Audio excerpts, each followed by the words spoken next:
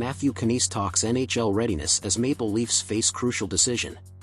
Keep up with the latest news and updates on the Canadiens, the greatest champions in NHL history. Subscribe now, Toronto Maple Leafs fans. It's time to get ready for a match. Keep up with the latest news and updates on the Canadiens, the greatest champions in NHL history. Subscribe now, fans. Toronto Maple Leafs get ready for a match. As we near the trade deadline, there is one Toronto Maple Leaf whose name you're going to be hearing a lot. It's not Auston Matthews, John Tavares, William Nylander, or Mitch Marner, though. It's not anyone on the current roster, and it's not any of the big names on the trade board who are being connected to the Leafs in rumors ahead of the March 3rd deadline.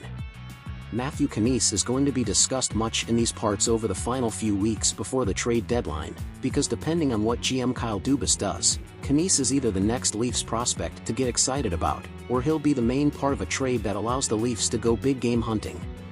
A sophomore at the University of Minnesota, Knies decided to return to school this season to refine parts of his game and chase a national championship.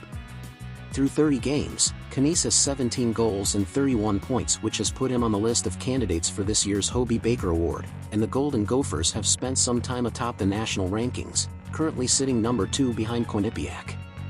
So far, so good. But whenever his season ends, national title or not, the 20-year-old will have to make another decision on whether to sign with his NHL team or go back to school for a third season. Does the 2021 second-rounder believe he's NHL ready at this point? That's a tough question. I don't know if anyone was ever as ready as Cale Makar was, Knies told Nick Alberga and Jay Rosehill on Leafs Morning Take. It's a transition, it's definitely a big step. I'm confident I can be an impactful player at this level, learn to dominate and move on. I think I'm there. I think there were parts of my game I wanted to work on this year when I was coming back, that I needed to mature and grow into a leadership role as well. There's things I needed to grow in this year. That's the whole tale of why I needed one more year to come back. I definitely made those adjustments. I definitely got better as a player in person off the ice as well, so I'm definitely closer to making that step. Dubas has said he's not keen on trading a first-rounder or his top prospect in a deal for a rental player, and would be hard-pressed to trade either asset in any deal. But if the Leafs are going to add a top target who has some controllability in his contract, Dubas would have to consider it.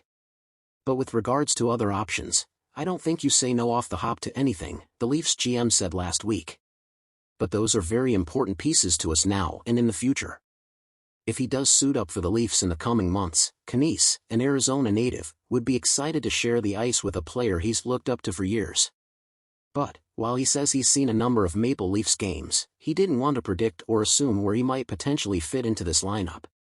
I would step in there and dip my toe a little bit and see what it's like there, and then I could give you a better answer for who I'd accommodate, but playing with their top guys, obviously like Auston Matthews, who I've looked up to, he's been a huge influence to me.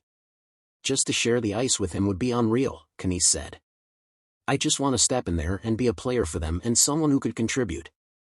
We'll see what the next few weeks bring for the Leafs, and how that impacts Knies' future as a pro player. And then, sometime later, we'll find out if Knies is ready to make the jump to the NHL and just what he can offer out of the gate.